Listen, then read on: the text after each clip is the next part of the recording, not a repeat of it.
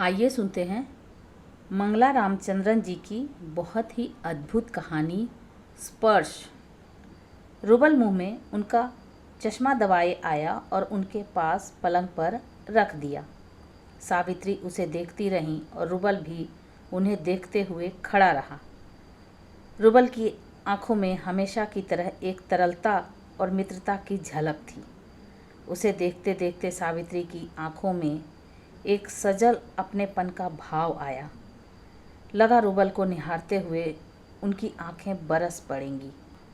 उसे थपथपाने की प्रबल इच्छा को बरबस रोक लेती हैं। वो तो पता नहीं कितना समझदार है कि सावित्री के मन के भावों को बिना स्पर्श के ही पढ़ लेता है। उनसे कुछ दूर जाकर बैठ जाता है, मानो कह रहा हो स्नेह जताने को स्पर्श आवश्यक नहीं है। उन्होंने सामने पलंग से चश्मा उठाया और अपनी साड़ी से साफ कर पहन लिया। नहाने के बाद प्रतिदिन कुछ देर रामायण गीता कोई पुराण जैसे देवग्रंथ पढ़ने का उनका नियम था। जवानी के दिन में 24 घंटे भी उन्हें कम लगते थे। किसी भी दिन सुबह उठकर ऐसा नहीं लगता था कि नींद पूरी हुई हो। शरीर अलसाता रहता और दिन में भी नींद लेने को मन करता था। वहीं अब बुढ़ापे में समय काटे नहीं कटता। नींद भी तो कम वक्त अब नहीं आती।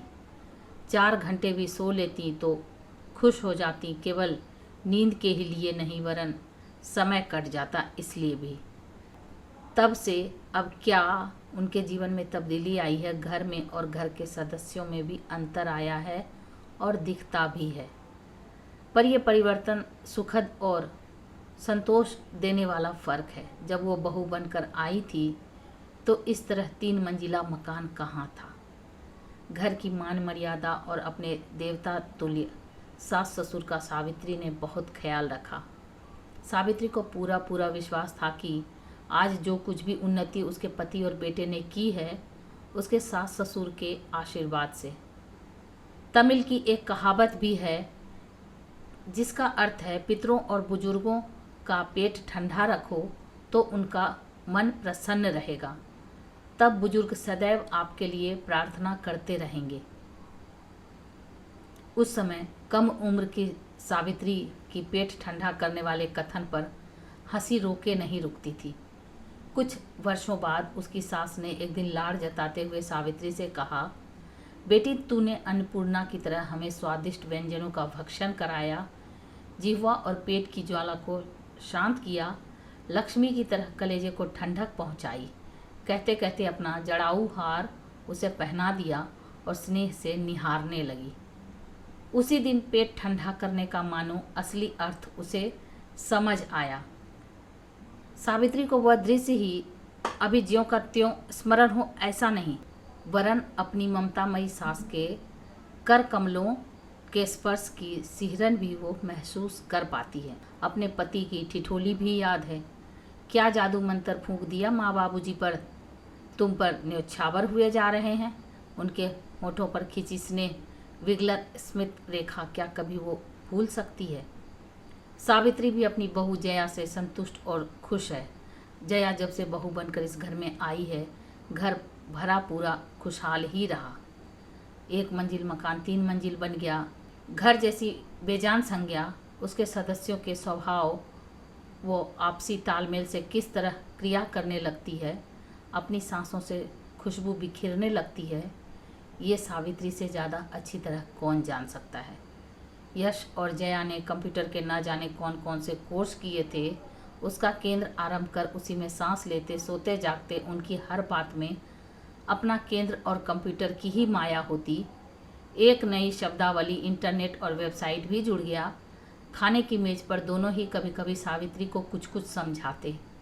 सावित्री समझे या ना समझे पर सुनती बड़े ध्यान से थी। वो इसी बात से खुश रहती कि इतनी देर बेटे बहू का साथ मिला। पोती रेणुका और पोता रवि भी उनसे बहुत हिले हुए थे। एक दूसरे की शिकायत करना हो तो दादाजी के पास जाते, वरना हर बात हर काम के लिए दादी के पास। दादाजी हंसते और सावित्री से कहते, भाई उन्हें समझाओ, मैं कोई जज नहीं हूँ, केवल वकील हूँ, सिर्फ पैरवी कर सकता हूँ। मेरे मुकदमे के फैसले भी कोई और देता है। एक दिन रवि बोला, दादी अभय की यहाँ कुतिया बच्चे देने वाली है, अपने लिए एक प्रिजर्व करवा लिया। क्या करवा दिया? रवि अंग्रेजी के लंबे लंबे और कठिन शब्द कुछ अधिक ही बोलने लगा था। दादी इसलिए दोबारा बुलवाकर स्पेलिंग पूछा करती थी। प्रिजर्व नहीं मालूम आपको? आप लोग जैसे ट्रेन में सीट रिजर्व कराते हैं, मैंने एक पपी प्रिजर्व करा लिया। इतनी अच्छी ब्रीड है, मैंने कहने में देर कर दी तो कोई और ले जाएगा, फिर मेरा दोस्त है तो पैसे भी कम देने पड़ेंगे। बड़ा आया दादी को रिजर्व का मतलब समझाने वाला। बड़ी बहन रेनू उसे हड़काते हुए बोली, दादी तो तुझसे स्पेलिंग पूछकर याद कराती है। फिर आवाज़ में कुछ नरमाई लाते हुए बोली, कौन सा ब्रीड है? पोमेरियन ना? पोमेरियन भी कोई डॉगी है, वो तो बस लड़कियों के साथ खेलने और गोद में उठाने के लिए होता है। अच्छा तो फिर लड़कों के साथ खेलने वाला कुत्ता कौन सा है, ज़रा बताना तो जनाब। डॉबरमैन, अल्सेशियन और 2 नामों से आगे नहीं जा पाया रवि। बस एक गवर्नमेंट डोबरमैन। रेनू खींचकर हंसी उड़ाने लगी, क्योंकि उसके जेहन में था प्यारा सा ऊन के गोले सा सफ़ेद झबरा पोमेरियन। इधर दादी को अलग चिंता ने घेर लिया।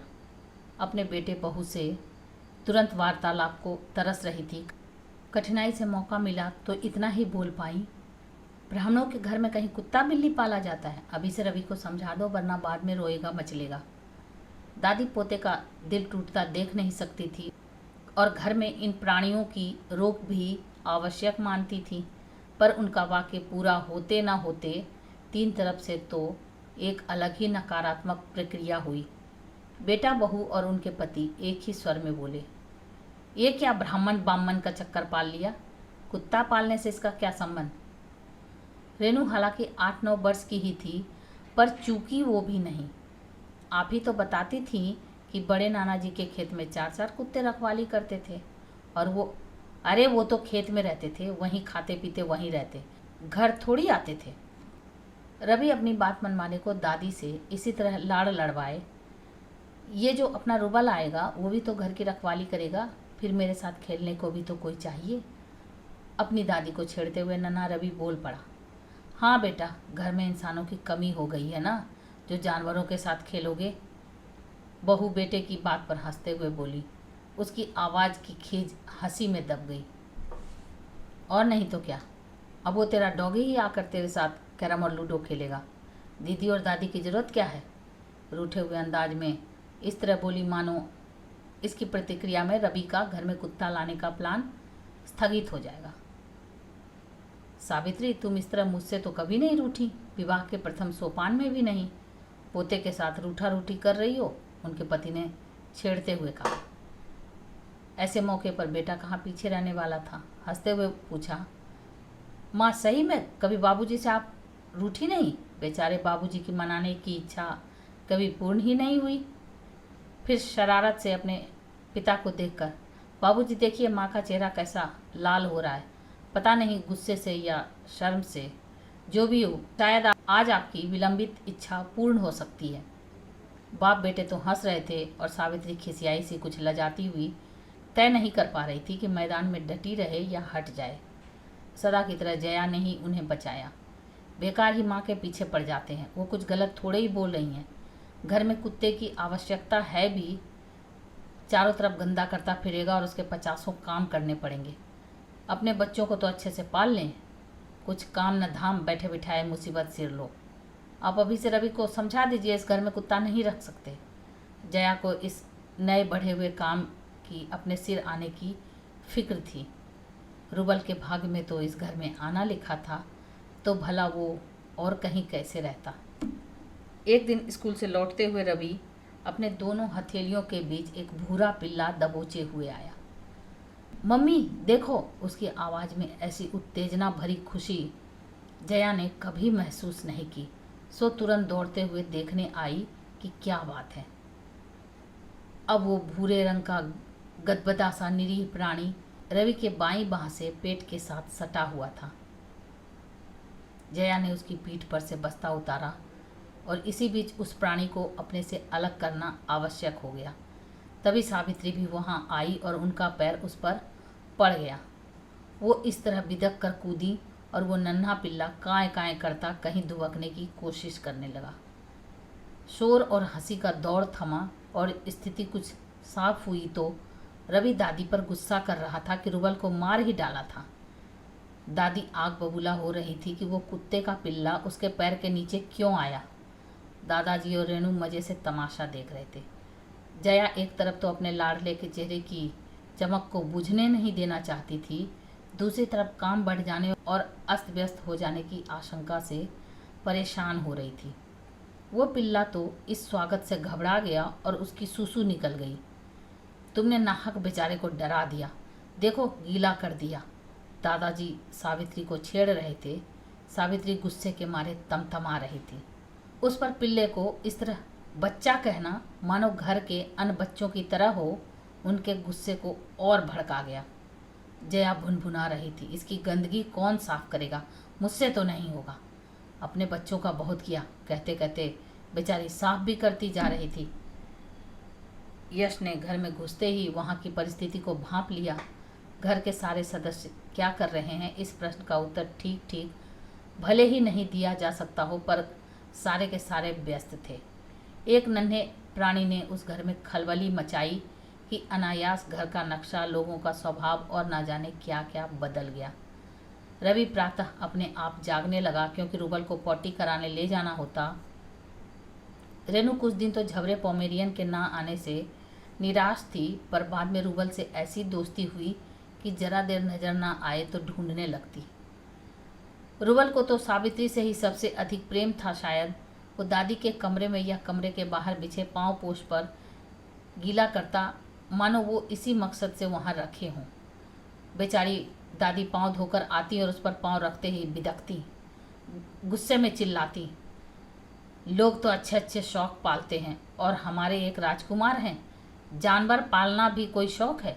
बच्चा तो बच्चा है, इन बड़ों की अक्ल को न जाने क्या हो गया है। सारे दिन सावित्री भन्नाई रहती, कभी वो दूध में मुंह न लगा दे, कभी किसी खाने की वस्तु को खराब न कर दे। इस तरह से उनके मन का चैन ही छिन गया था। न नहा धोकर वो चैन से पूजा कर पाती, न पहले की तरह कोई किताब पढ़ पाती। सावित्री की आदत थी कि पुस्तकें पढ़ते पढ़ते सो जाती और अक्सर ही हाथ की किताब जमीन पर नीचे गिर जाती। उनके इस तरह बैठे बैठे कुर्सी पर सो जाने के लिए सब उनका मजाक उड़ाते या शरारत करते। रुबल के लिए वो सुनहरा अवसर था। किताब की चिंदी चिंदी कर वो आनंद मग्न उसके बीच खेलता।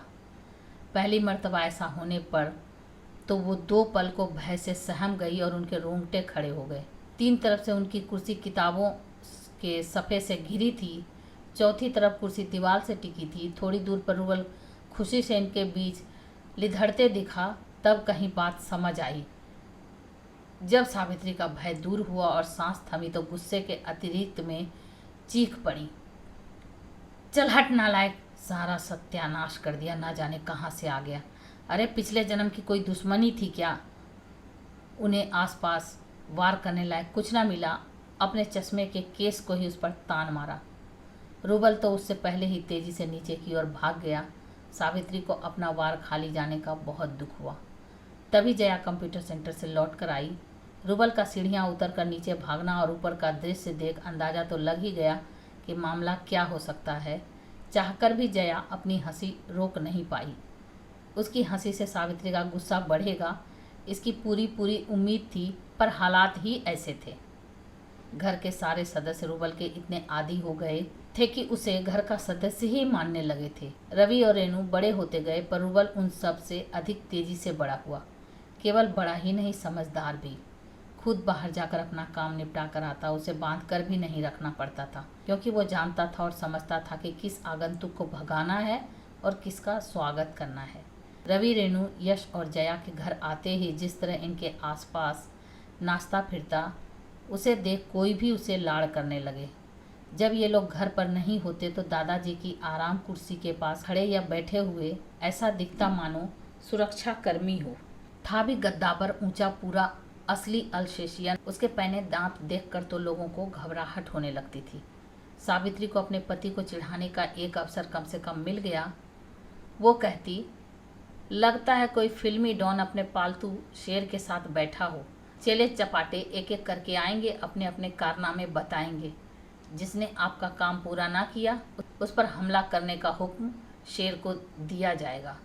चिढ़ा लो, तुम क्या जानो बुढ़ापे में इससे कितनी राहत मिल रही है। रुबल ना हो तो कोई हम दोनों को मारकर घर लूट लेगा।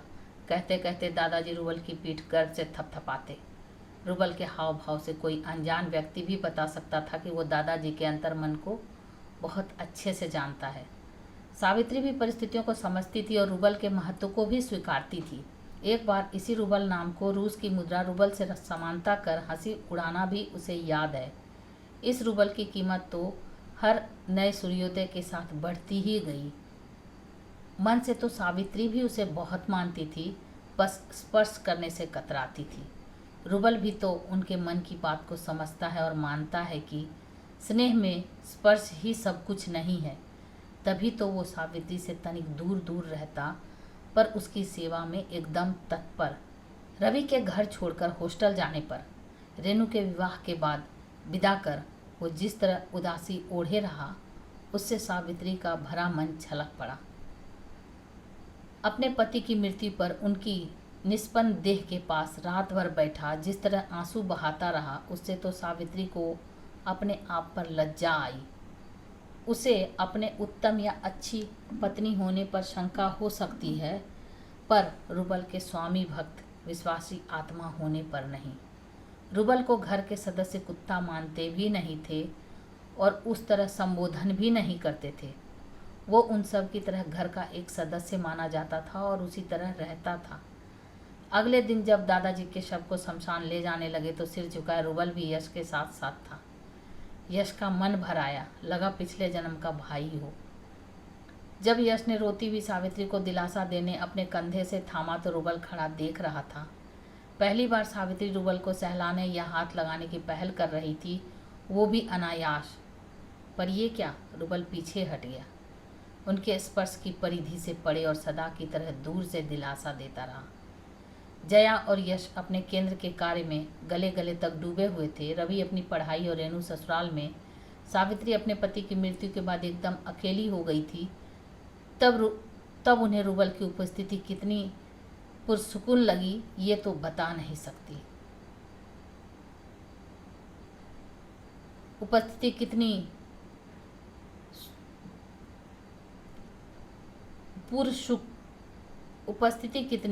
पुरसुकून लगी, ये तो बता नहीं सकती। वास्तव में बताने से अधिक महसूस करने का जज्बा था। अब सावित्री रुबल को अपने पास अपने साथ बिठाकर सहलाना चाहती थी, अपनापन जताना चाहती थी, पर रुबल उनकी पहुंच से दूर दूर रहने का अभ्यस्त हो चुका था। अब तक गठिया ने हाथ पैरों के जोड़ों को ऐसा जकड़ दिया था कि वो चाहकर भी एकदम उठ बैठ नहीं पाती। एक बार स्टूल पर रखी पानी की बोतल निकालने को वो पलंग से हाथ लंबे कर पहुंचने की कोशिश करती रहीं। तब तक रुबल ने स्टूल धीरे धीरे इस तरह खिसकाया कि बोतल गिरे भी ना और हाथ भी पहुंच जाए। उसकी बुद्धि, उसकी इंसानियत को देखकर उसे अपने से चिपटाने का मन किया, पर रुबल छिटक कर दूर हो गया। सावित्री रोने रोने को हो गई। क्या रुबल उन्हें कभी स्पर्श नहीं करने देगा? उस दुखी अवस्था में भी उन्हें कहीं पढ़ा या सुना वाकई याद आया और एक उदास हंसी चेहरे पर फैल गई। मेरे जीते जी तुम कभी मुझे छू नहीं सकते। दिमाग में खटका सा हुआ। रवि ने क्या कहा था, इस नस्ल के कुत्तों की आयु कितनी होती है? उस समय रवि उत्साह में उसकी आदतों के बारे में और न जाने क्या क्या बताया करता था। तब वो तो रुबल या किसी भी कुत्ते के बारे में कुछ भी नहीं सुनना चाहती थी। जब अब अकेलापन उनको काटने दौड़ता है तो स्वार्थ उन्हें रुबल के करीब ला रहा है। नहीं, इतनी भी मतलबी नहीं। वास्तव में रुबल को मन से तो कब से मानती थी, उससे स्नेह भी करती थी। ये आवश्यक थोड़े ही है कि स्पर्श से लाड़ प्यार और स्नेह का इजहार किया जाए। रुबल स्वयं भी तो दूर ही दूर से उनको जिस तरह देखता है, उनकी जिस तरह परवाह करता है, क्या वो इस बात की पुष्टि नहीं करता कि रुबल भी सावित्री के प्रति स्नेह और आदर से परिपूर्ण है? सावित्री के मन में उक्त तर्क चलते रहते मानो उसके अपराध बोध को कम करते हों। सावित्री को लगने लगा था कि घर में दो ही इंसान हैं, रुबल और वो खुद। बाकी सारे तो मशीन हैं, मशीन। इसलिए रुबल की असली जात और उस जात की पहचान और गुण आदि भुला बैठे हैं। मन ही मन ईश्वर से प्रार्थना की कि उन्हें रुबल से पहले उठा लें। रुबल का बिछोह वो सहन नहीं कर पाएंगी। कुछ देर बाद दूसरा ख्याल उनके जहन में टकराया कि अगर रुबल की मौत उनसे पहले होती है तो कम से कम उसके बेजान शरीर का ही सही स्पर्श कर पाएंगी। अपने आप को लताड़ने लगी कि उटपटांग विचार उनके मन में उठ ही क्यों रहे हैं, पर विचारों को भला आज तक कोई रोक सका है या ख़त्म कर सका है? वो भी बाढ़ की तरह आते और तूफान की तरह जाते हैं। अनायास सावित्री को एक चुहल सूझी। 2-4 मिनट कुछ सोच विचार कर आखिर उन्होंने अपने चुहल भरी सोच को अंजाम दे ही दिया। पलंग से वो इस तरह लुढ़क कर जमीन पर गिरी मानो बहुत तकलीफ में हो। गिरकर उठ नहीं पा रही थी और दर्द से कराह रही थी और फक से आती हंसी को रोकने का भरसक प्रयास कर रही थी। कुछ पल तो रुबल खड़ा खड़ा उन्हें देखता रहा और पलटकर कहीं गायब हो गया। सावित्री कुछ असमंजस, कुछ निराशा भरी उदासी में पड़ी पड़ी अपनी आगे की चाल सोचने लगी। तभी रुबल आता दिखा, मुंह में दादाजी की तराशी हुई वजनदार आबनूसी लकड़ी की छड़ी दबाए हुए। छड़ी को सावित्री के एकदम करीब रखकर तनिक दूर जा खड़ा हुआ, उसी तरह मुस्तैद सजग प्रहरी की भांति। तो ये आप सुन रहे थे मंगला रामचंद्रन जी की कहानी स्पर्श, रेणु की आवाज़ में। ऐसी अद्भुत कहानियों को सुनने के लिए मेरे चैनल को सब्सक्राइब करें, लाइक करें और शेयर करें। Thank you.